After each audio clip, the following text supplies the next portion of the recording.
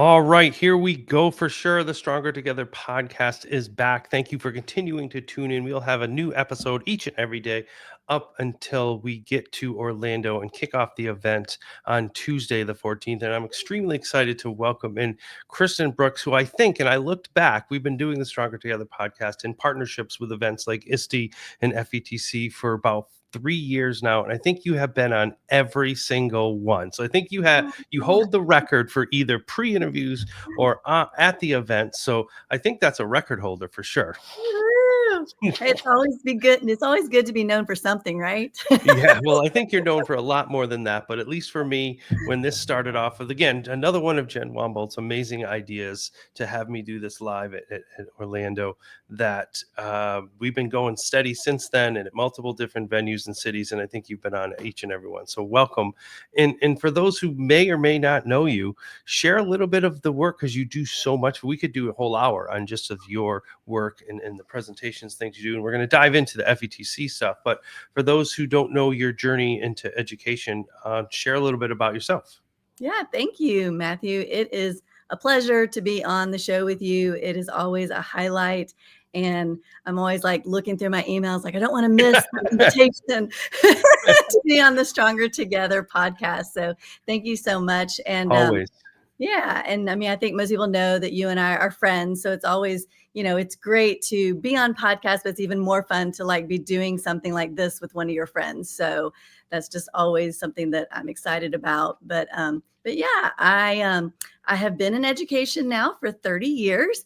And for those of you who don't know me, my name is Kristen Brooks, and I worked in Cherokee County for 30 years in that district. I live in Georgia, and I started as an educator, and my principal actually noticed that I just would do a lot with technology, and he just kind of said, hey, if you ever have any, ideas that you want to run by me. And I was like, oh, well, up. And at that time, so this was 30 years ago. Well, actually, I guess I was in my maybe like 9th year of teaching, first and then second grade. There was no elementary technology. And so I just said, hey, why we have that in the middle school, we have that in the high school. Why don't we bring that to the elementary school and has that as one of our specials areas? And so I started that in my district. He was like, I like it. You write a business proposal and I'll get it funded. And I was like, okay. And then I left the room like, what's a business proposal? I don't know what that is, but I figured it out. And yes, just started that in my district, started having technology as a specials area. So music, art, PE, and technology. And for 21 years, I did that in my district. I went to the district office and helped with coaching other schools to implement that strategy and some other technology areas in our schools.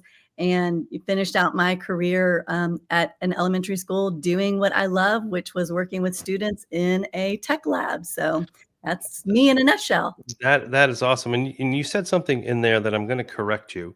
You're just Okay. like, oh, I did a little bit of technology. You do a lot. It is fascinating to see because that word "a little" does not at all compute with the work that Kristen Brooks does. And even today, I was getting prepared for today, and I like to make sure to put up what people are doing. And I needed so many screenshots of the work that you're going to be doing in Orlando. So let's dive into a little bit Okay. right from day one, January 15th. You are starting off. You are one of the featured speakers for the coaches track. So congratulations for being recognized for that. So the first day you'll be doing some work, just introducing the coaches to FETC and some work around Minecraft. So first, when we first learned that, how did that make you feel? Like all this work, you recognize as one of the leaders in the coaching lane. I Track. love it. Like it always, you feel very honored to be selected among so many amazing presenters at FETC. It is one of my favorite conferences because so many people that I know and love are going to be there. But then also, like, I can learn things while I am there. And I Mhm. love that. I love just I don't know how Jen Womble and her team select their presenters, but you're not going to go wrong in any session that you go into. And, I just love being part of that coaching track and helping other coaches and other administrators and people that are trying to figure this out for their district. And I love just trying to get people together to collaborate. And I mean, I know that you're a big advocate for that. And, starting with that coaching track, I'm just excited about that session. It's on Wednesday at 8 a.m. And Yep. if you have never been to FETC, I'd love to give a plug. There's a session right after also at 9 for first timers. And Yep. be sure to go to that because that didn't start until I had been to several FETCs. I remember I just decided I'm going to pop in and just see what they're learning while they're there. And I was like, this is great. I wish I would have known some of this stuff a few years ago. Sure. Now, So, if you look at one day for Christian, you're like, wow, that's a lot. But all 3 days are incredibly packed as well. So you go right into Thursday, and Thursday you had to have two screenshots. So I definitely want to dive into a couple of these. So Spark Wonder with STEM for creativity, and then we're going to do a session together around AI Unplugged. So those are two almost very different. So when people are looking through for the Spark session, what's that going to be about? I love just trying to help educators. Like that's what I love doing. So if you're like wondering like what is Kristen as a person, I just like to help people. And I feel like a lot of teachers in my district, when I was at the district office and I supported 6 different schools, a lot of times my teachers were like, "Hey, I'm being asked to add in STEM or STEAM." And I have no training for that. And I was a lot of times like looking, I would have things off the bat that would just come to mind, but then I was kind of trying to dig into that a little deeper. And so one day I was like, you know what? If that's being asked of my teachers, that's probably being asked of other teachers. Why not just start a session on basically STEM or STEAM for somebody who doesn't know STEM or STEAM? And, that's something that I feel like is really needed. I actually have gotten together with some other Apple Distinguished Educators, and we've written a book about that. And it is free on Apple Books. So if you can't make it to the session, look that up. And if you can make it to the session, we're going to dive into that and give you a whole lot of other easy, simple ways to add STEM or STEAM into your classroom and look at the more creative aspects of it. And her Wednesday, I couldn't fit it all on one page. You have more in the afternoon. She is so popular. She's scheduled twice in the possibly the same time. So you will have to check. You'll have to check. Now, Kim Zajac, who we had on earlier, is a Massachusetts educator, someone I've gotten to know and is pretty impactful. So both of these, regardless, they will both happen. But They I'd will. love for you to talk about this because you talked about STEM first. Now you're talking about creativity, and you do a lot with Adobe, and both of those are kind of Adobes. But share a little bit about that creative side of it. So you talked about the spark in the STEM side, and now you're building into the creativity. Like, what are those sessions going to be about? They're really going to dive into um, asking children, like sometimes when you're like, oh, a lot of times, let me just put it this way. A lot of times when I would tell kids, I want you to be creative, just whatever you think of, that's what I want you to add into your project. And sometimes I would just get these blank stares. I don't know if as educators you've seen the blank stare from the kids where Sadly, we probably all have, right? yeah, and they just like look at you like, I like where you're going, but I have no idea what you're talking about. And so I realized that sometimes kids sometimes are maybe encouraged to have things look a certain way, like their teacher likes a certain format or a certain, way for things to look. And I just want my students to, if you think the sky should be purple, make it purple. If you think the sky should be red, make it red. Because honestly, if you look at the sky at multiple times, different areas, different locations, those colors are in the sky. Amazing. But if you ask a 5-year-old what color is the sky, they say blue, but it depends on what time of day, where you are, those kind of things. And so that was one of my ways I started explaining to kids to use their creativity to make it the way they want their project to be. And so I feel like using Adobe Express has lots of different ways to encourage our students to be more creative and to have things look the way that in their mind they feel like it should look and not the way that maybe society or their teacher or their family wants it to look. So That is awesome. And just when you thought like that's too much, like I can't even fathom it, she comes back on Friday for AI, the key to unlocking creativity in the classroom. So how are you combining AI and creativity? Because sometimes we think it's just input, prompt yeah. generator, and you get information. But Yeah. how are you mixing in creativity with that? Again, I go back to I just feel like students need to be encouraged to be creative. And when you are thinking about AI, again, a lot of my background or my beginning of my education journey was in elementary. And then as I moved along in the years, I went up to middle school and helping with high school and helping with other educators all through K to 12, but my heart still lies back with my elementary students. And when I think of those children, a kindergartner or a first grader or a second grader, that is my prime thought of when I was younger and still today. I will have these great visions in my head that I Mhm. cannot put out onto a piece of paper. Like I couldn't draw that, like I have my art friends who teach art classes and you tell them something and they can just doodle it and draw it and it looks amazing. I was not that person. So I love teaching students how to use AI to get what they have in their head onto some sort of output, some sort of digital creation. And I think, as I'm listening to you, I'm just getting drawn in by what you're saying. And the thing that popped in my head as a former elementary teacher myself and former elementary principal, and trying to bring in some technology strategies as well. It's like these kids are too young. What would you say to principals, leaders, teachers, educators of our littles, our K1, 2, that they say they're too young to use computers? Like, where does your mind go? I always have been an advocate of littles can too.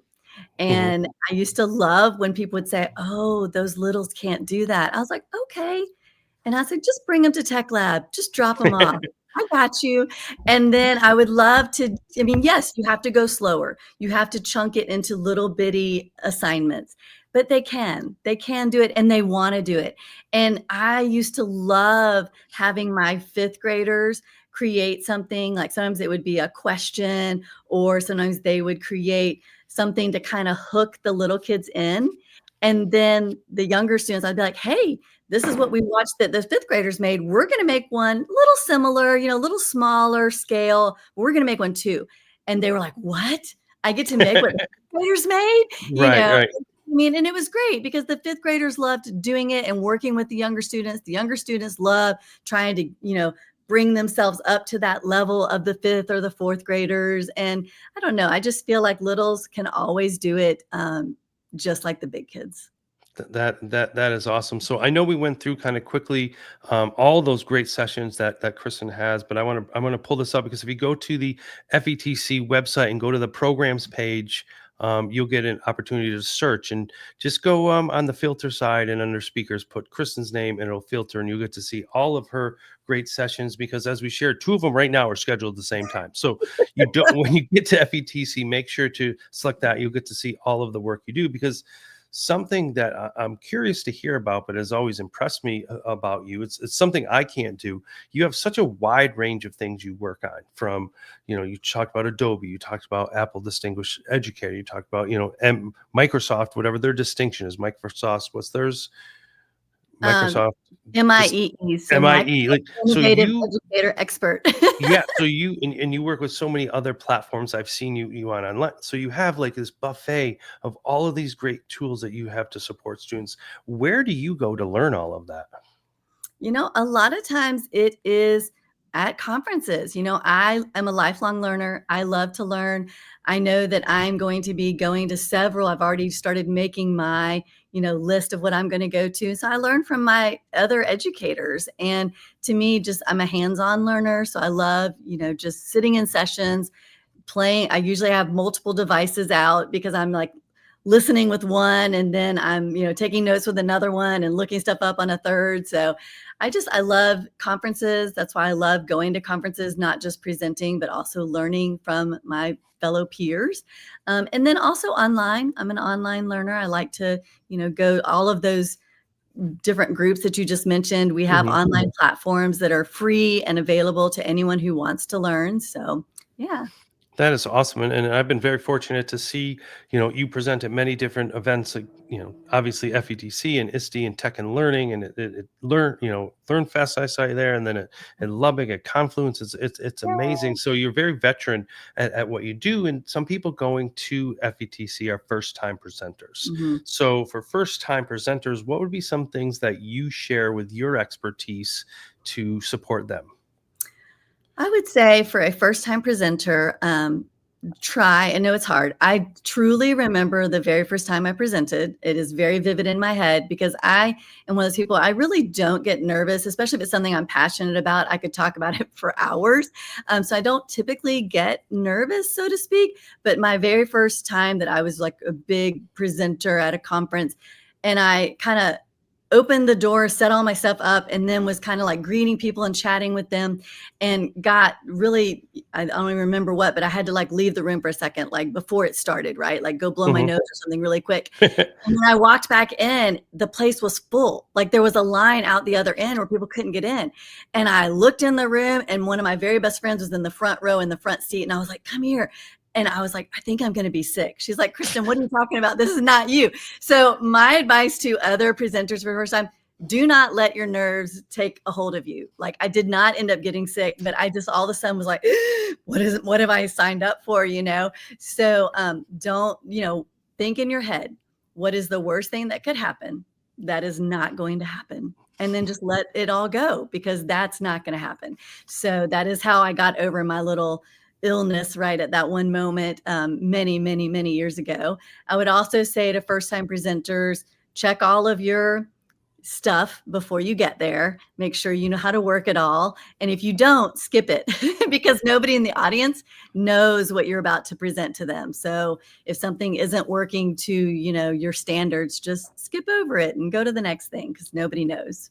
Yeah, and that's so important if you are selected as a presenter that you belong. And I think Mhm. one of the things that I've loved about FETC from the first time I was asked to go, and to now it's expanded even more, is all of the different tracks. So there's Yeah. something for everybody. And if you're there, your voice is important in whatever the content, whatever the track that you are. I know me personally, I couldn't present on the coaches track because it's not a skill set that I could bring and it wouldn't be authentic. And I know for others, they couldn't present on a district leadership track. So I think if you are asked to present, like Kristen said, you're there for a Mhm. reason. Jen is incredibly talented at selecting presenters that are impactful, and just be yourself. And that what Kristen just shared is just a small snippet of what your next adventure is going to be. You're going to be doing that and supporting educators, in your new role. And that's what I've always admired about the work that you do is you have so much to share. And we won't dive too much into it because I think the announcement is even less than 5 hours old. But not that you were retiring, but that picture from X. But Yeah. um, for those who are going to FETC and are looking for, especially district leaders like myself or school leaders who are looking for someone with vast experience like Kristen and who has been in the classroom as recent as probably a week ago, what are some of the things? What are some of the things that excite you about this next phase in your professional career? Thank you, Matt. I am just excited. Whenever people were saying, oh, you're going to retire with 30 years, I would always add in, retire from my district, but not from Right. education because I love what I do. Like, I am definitely not ready to retire. So, just retiring from my district. And I am now an educational consultant and hoping and already have things scheduled to work with districts and different schools just to help either coach their teachers, work with their teachers, like just come alongside them, find out what do they need support with, and just make that happen. Just like I was saying before, we can't always, everyone doesn't have the same abilities to draw or, map out what they want to have happen. But if you can describe it, you can find someone that can help you make that happen. And I'm hoping that that will be me for many districts and schools in the future, just to work together and help them in whatever way or need that they see. And I love supporting teachers. I feel like teachers have the hardest job in the world. And I am so thankful to educators that they still stay in it and that they show up every day and our kids need them. And I just want to help in whatever way I can. Well, that is awesome, and excited for to see you in person again. I saw you this summer in Texas, which was a blast as always, and then I'll get to see you in Orlando. And any off the top of your head, do you know how many FETCs have you gone to? It's funny you would ask that because I tried to find it to figure out how many I have been to, and I haven't found it yet, but it's a lot. Yeah, it's a It lot. I know. It's like one of those things, I'm gonna figure that out before my sessions. All So right, perfect. anybody who comes to my sessions, you're gonna get to know the answer. Just like we also leave you hanging with, go check Kristen's schedule because it's gonna change. I like that. I'm just trying to, make people show up to my sessions, so All right, perfect, perfect. Well, always thank you for making time. Thank you for making the switch. I know the first time wasn't working out for on my end. Thank you for making that switch so we can get this recorded. And for those of you watching, continue to tune in, follow all the work that Kristen does. Check out the schedule because she is on Wednesday, Thursday, Friday. You'll get an opportunity to see all of the her work and all of the creative aspects that she does. So, Kristen, thank you for taking the time today to share just a small piece of your work. Thank you, Matt. I love being here. It's always a pleasure, and you just have great people who follow you and show up to these and listen, and just excited to be here and excited for next week for FETC. I love your hat. Wait, I There think I we have go. You have one as well, right? All right. While she's getting her hat, for those of you who are continuing to tune in, we'll be having a new episode each and every day. We're going to get a live photo here. Well, Jen Womble will be incredibly thrilled. You ready? Three, two, one. Awesome. And there you have it, FETC. Make sure to continue to tune in. Make sure to see us down there in Orlando and continue to be impactful in the work that you do, Kristen. We'll see Thank you. you. We'll see you in Orlando. See you there.